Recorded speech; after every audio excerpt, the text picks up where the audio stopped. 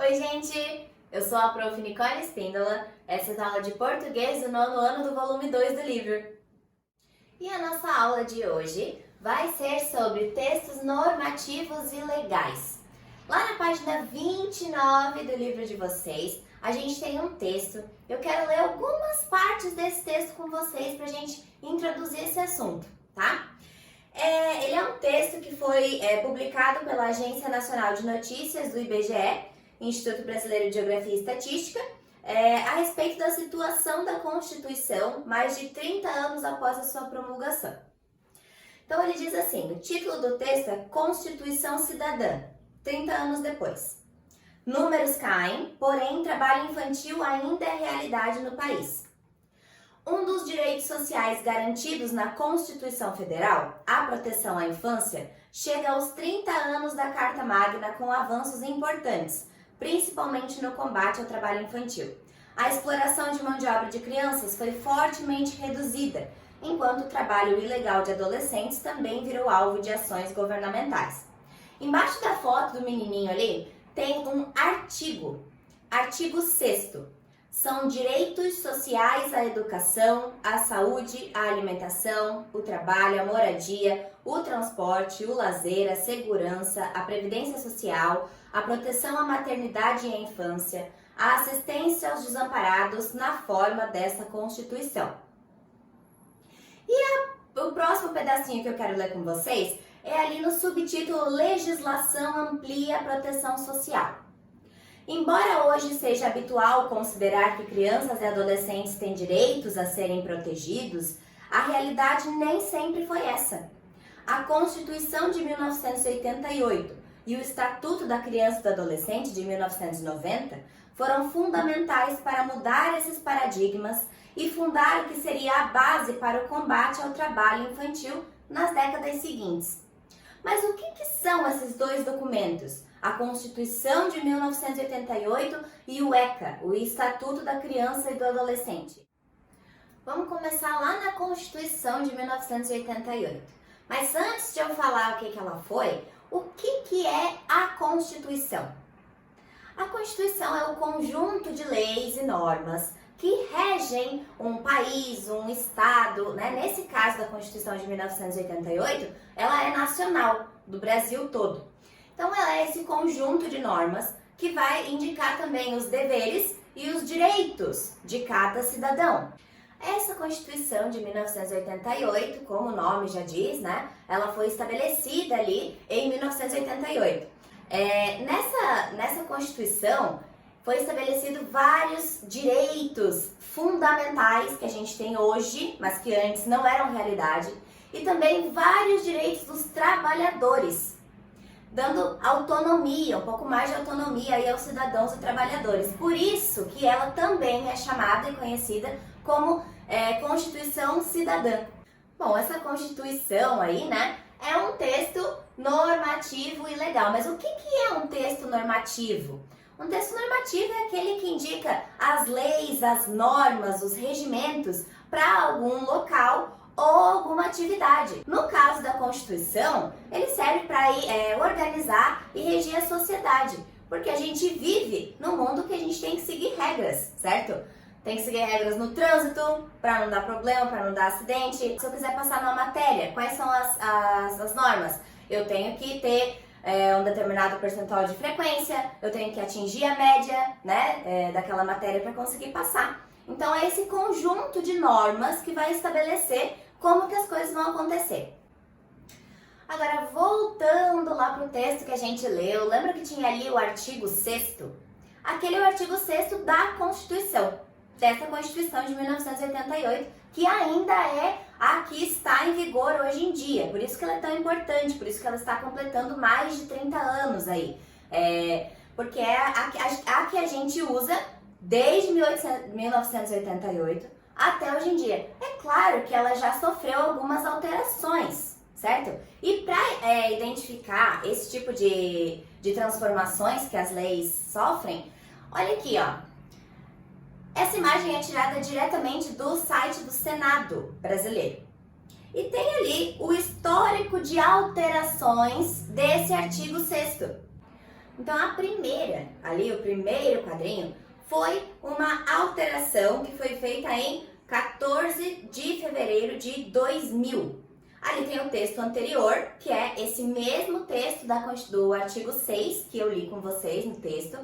E ali a alteração do ladinho. O que acrescentou naquele texto de antes? A moradia. Então, a partir de 2000, também foi um direito à moradia. E embaixo, em 2010, 10 anos depois, fizeram outra alteração em cima desse texto anterior, que foi o que foi mudado em 2000, certo? O que entrou ali agora? A alimentação. Quer dizer, também entrou o direito da alimentação. E depois, em 2015, até agora a última alteração que a gente teve, entrou o que ali, ó? O transporte, ok? Agora vamos ver um pouquinho sobre o outro texto normativo e legal, citado lá no primeiro texto, que é o ECA, Estatuto da Criança e do Adolescente. Tem um texto lá na página 34 do livro de vocês. Então, o que é o ECA? Para que ele serve? Por que ele foi criado? Então, é assim, ó, a adolescência, né? Ela é um período ali complicado na vida do jovem, né? Que ele passa por diversas transformações, porque é uma fase da passagem da infância para a adolescência, certo? Então o corpo está passando por mudanças, a gente muda socialmente, certo? Segundo a OMS, a Organização Mundial de Saúde, a adolescência começa aos 10 anos e vai até os 19. Mas, segundo o ECA, esse período aí vai dos 12 aos 18 anos. Então, é dessa faixa etária, dos 12 aos 18 anos, que o ECA vai se referir, que ele vai defender esses direitos aí, certo? Então, o ECA, né, o Estatuto da Criança e Adolescente, foi criado em 1990, 2 anos depois da Constituição de 1988, com o objetivo de assegurar os direitos das crianças e dos adolescentes do país, especificamente das crianças e dos adolescentes, tá? Então ali, na página 34, a gente tem o capítulo 4 desse documento. É literalmente o capítulo que tá lá no ECA oficialmente, tá? Então vamos dar uma olhadinha ali.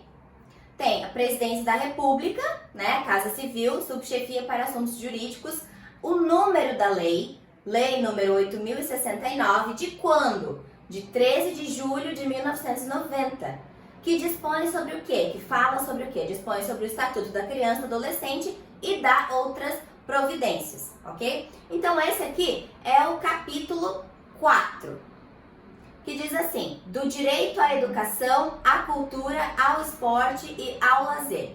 Agora, mas o que é esse capítulo? Por que é dividido em capítulos? Bom, é como um livro, né, gente? Um livro de história. Vai ter como assunto história. Mas dentro desse assunto tem vários outros tópicos ali que precisam ser divididos. Então, esse capítulo 4 vai falar do direito à educação, à cultura, ao esporte e ao lazer. Aí temos ali o artigo 53. O que é o artigo? É uma subdivisão do capítulo. Cada capítulo tem pelo menos um artigo. Então, o artigo diz ali, ó, artigo 53. A criança e o adolescente têm direito à educação, visando ao pleno desenvolvimento de sua pessoa, preparo para o exercício da cidadania e qualificação para o trabalho, assegurando-se-lhes. Então agora ali, ó, o 1, o 2, o 3 e o 4 são incisos, é o que a gente chama de inciso. O inciso é também uma subdivisão do artigo, porque o artigo ali também ficou um tema amplo. Então, a gente coloca os incisos ali para explicar melhor para que aquele artigo está se referindo. Então diz ali 1, igualdade de condições para o acesso e permanência na escola, direito de ser respeitado por seus educadores. O 3, direito de contestar critérios avaliativos, podendo recorrer às instâncias escolares superiores, ok? E ali ele vai até o 5º. Esses incisos ficam dentro de parágrafos, tá? Que é o que tá ali embaixo, ó, parágrafo único. É direito dos pais ou responsáveis ter ciência do processo pedagógico, bem como participar da definição das propostas educacionais. Esses incisos estão relacionados a esse parágrafo, que nesse caso desse artigo é o parágrafo único, tem um só. Agora, por exemplo, ali no artigo 54, que diz assim, é dever do Estado assegurar a criança e o adolescente. Agora, os incisos ali, que vão do 1 até o 7, vão especificar quais são, como que o Estado vai fazer isso de assegurar a criança e adolescente, o que ele vai assegurar. Então, do 1 ao 7 ele vai dizer isso, por exemplo, o inciso 1, ensino fundamental, obrigatório e gratuito, inclusive para aqueles que não tiveram acesso na idade própria. Aí lá embaixo tem tipo um Szinho, isso dali é o símbolo de parágrafo. Nesse aqui a gente não tem parágrafo único, temos o primeiro, o segundo e o terceiro parágrafo, temos 3 parágrafos aqui, ok? Então, o acesso ao ensino obrigatório e gratuito é direito público subjetivo. O não oferecimento do ensino obrigatório pelo poder político ou sua oferta irregular importa irresponsabilidade da autoridade competente.